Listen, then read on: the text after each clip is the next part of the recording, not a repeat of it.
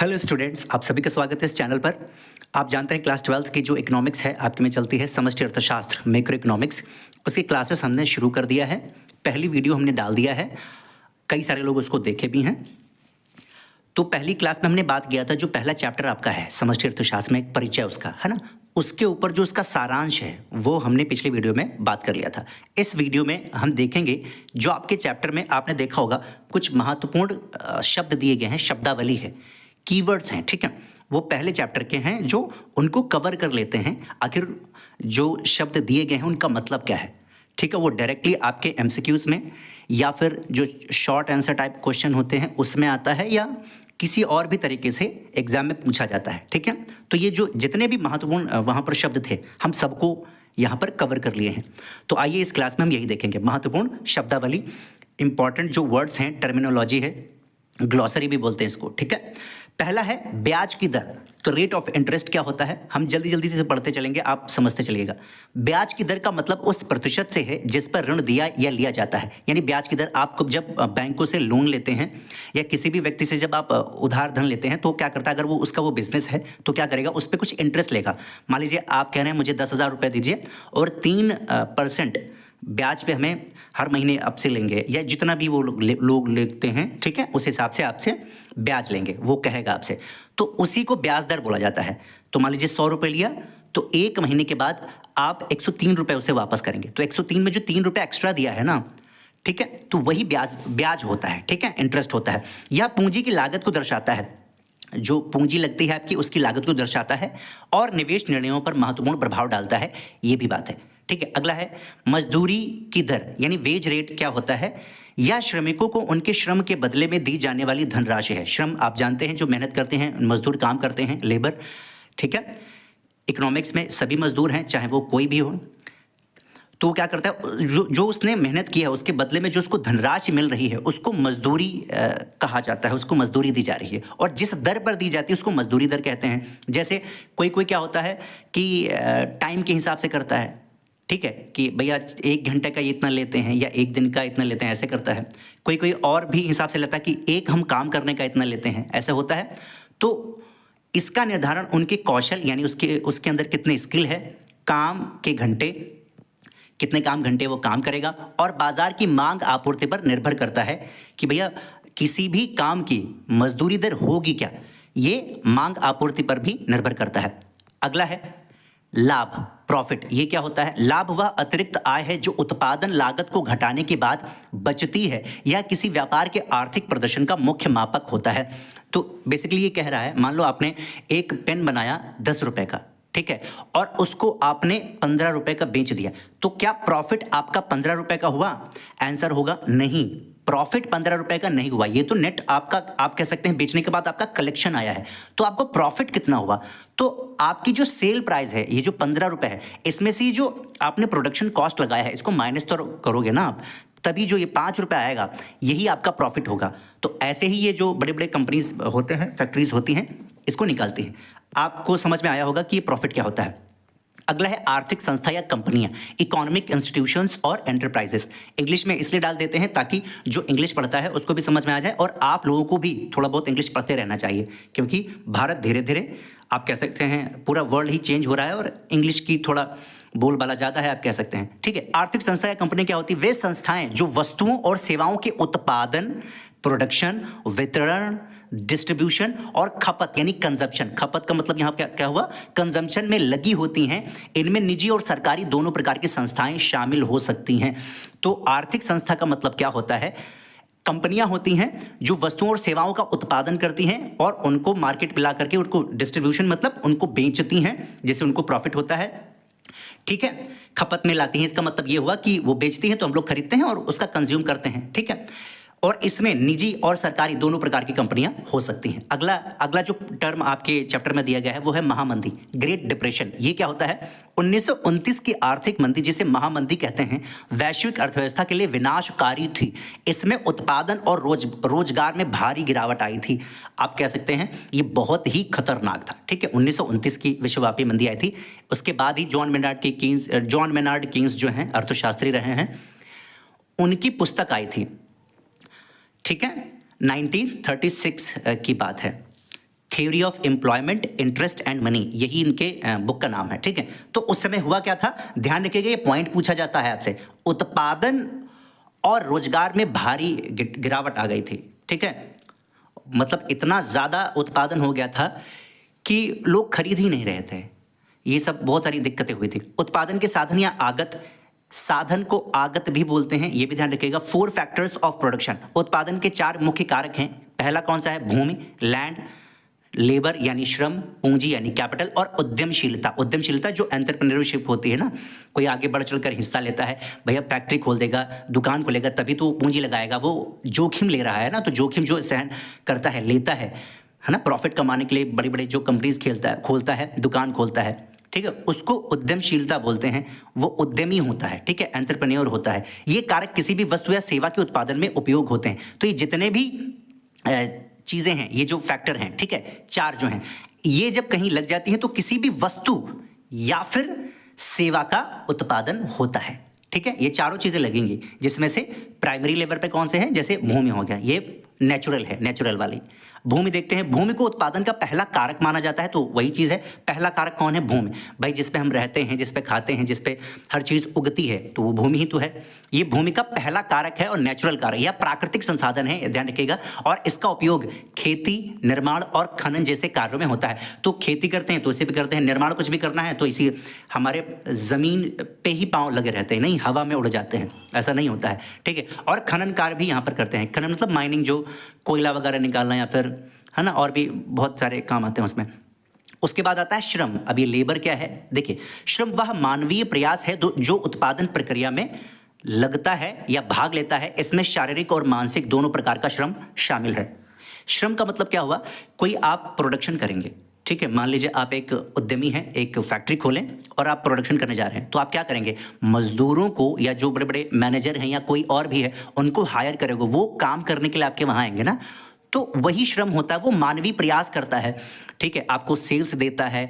कई सारे लोग, अलग अलग पूरा मैनेजमेंट होता है, ठीक है, एडमिनिस्ट्रेशन अलग होता है, प्रोडक्शन जो होता है अलग होता है, सेल्स वाले अलग होते हैं, ये सब क्या करते हैं, आपके लिए काम करते हैं, तो वो मानवीय प्रयास करते हैं, ठीक है। और ये शारीरिक और मानसिक दोनों प्रकार का हो सकता है। इसका एग्जाम्पल क्या है, जो पढ़ाने वाला होता है, ठीक है, वो मानसिक काम ज़्यादा करता है, और जो मान लीजिए कोई घर बन रहा है तो एक मिस्त्री आया है, तो वो शारीरिक काम ज़्यादा करेगा या मानसिक, देखो नो डाउट वो मानसिक काम भी करेगा, लेकिन उसकी तुलना में शारीरिक काम ज़्यादा होगा उसका, ठीक है। अगला है पूंजी, कैपिटल क्या होती है, पूंजी वह धन या संपत्ति है। ध्यान रखिएगा, यहाँ मुद्रा नहीं है, धन की बात की गई है। धन को इंग्लिश में वेल्थ बोलते हैं। और एक बात ध्यान रखिएगा, वेल्थ और मुद्रा, यानी मुद्रा, धन को क्या बोलते हैं, वेल्थ, और जो मुद्रा होती है, मुद्रा, उसको इंग्लिश में मनी बोला जाता है, ठीक है। तो इन दोनों में डिफरेंस होता है। ये धन जो बहुत व्यापक होता है, और मुद्रा जो ये आप करेंसी वगैरह जो यूज़ करते हैं, ठीक है। तो पूंजी वह धन या संपत्ति है जो उत्पादन में निवेश के लिए उपयोग की जाती है, जो उत्पादन करते हैं उसमें यूज़ की जाती है। इसमें मशीन हो गया, भवन हो गया, और उपकरण, अलग अलग टाइप के जो टूल्स होते हैं वो प्रयोग में लाए जाते हैं। उसके बाद आता है औद्योगिक विकास। क्या होता है, इंडस्ट्रियल ग्रोथ, या किसी देश की औद्योगिक उत्पादन क्षमता में वृद्धि को दर्शाता है, या अर्थव्यवस्था की प्रगति का मुख्य संकेतक होता है। तो औद्योगिक विकास हो रहा है किसी देश का, तो हम मानते हैं कि वहाँ की जो उस देश की अर्थव्यवस्था है वो काफ़ी अच्छी है। अगला है निवेश व्यय, यानी इन्वेस्टमेंट एक्सपेंडिचर। क्या होता है, यह पूंजीगत वस्तुओं जैसे मशीनरी, भवन पर खर्च की गई राशि होती है। तो निवेश मतलब इन्वेस्टमेंट हो गया, और इन्वेस्टमेंट क्या हो सकता है, और भी जैसे स्टॉक वगैरह में आप म्यूचुअल फंड्स या फिर शेयर्स में इन्वेस्ट करते हैं, वो भी इन्वेस्टमेंट होता है। और यहाँ पर जो प्रोडक्शन के लिए जो आप मशीनों या फिर भवन में निवेश करते हैं, तो उसको निवेश व्यय, इन्वेस्टमेंट एक्सपेंडिचर कहा जाता है। इसका उद्देश्य भविष्य में अधिक उत्पादन करना है, ठीक है। अगला है मजदूरी श्रम, यानी वेज लेबर, या उस प्रकार के श्रम को संदर्भित करता है जहां श्रमिकों को उनके कार्य के बदले मजदूरी दी जाती है। इस पर हम बात कर चुके हैं अभी। यह आर्थिक प्रणाली में श्रमिक और नियोक्ता के बीच अनुबंध को दर्शाता है। फिर उसके बाद आता है पूंजीवादी देश या पूंजीवादी अर्थव्यवस्था। आखिर ये क्या होते हैं, तो देखिए, यह ऐसी अर्थव्यवस्था को दर्शाता है जहां उत्पादन और वितरण के साधन, ये 2 पॉइंट पे ध्यान दो, उत्पादन और वितरण। उत्पादन का मतलब क्या होता है, प्रोडक्शन, शॉर्ट फॉर्म में लिखे हैं प्रो करके, ठीक है, और वितरण का मतलब डिस्ट्रीब्यूशन। तो उत्पादन और जो वितरण के साधन होते हैं उस पर निजी स्वामित्व होता है, मतलब कोई भी आ सकता है, ठीक है, और किसी भी वस्तु का प्रोडक्शन कर सकता है वो, ठीक है। ये जो होता है ये पूंजीवादी अर्थव्यवस्था होती है या पूंजीवादी देश होता है।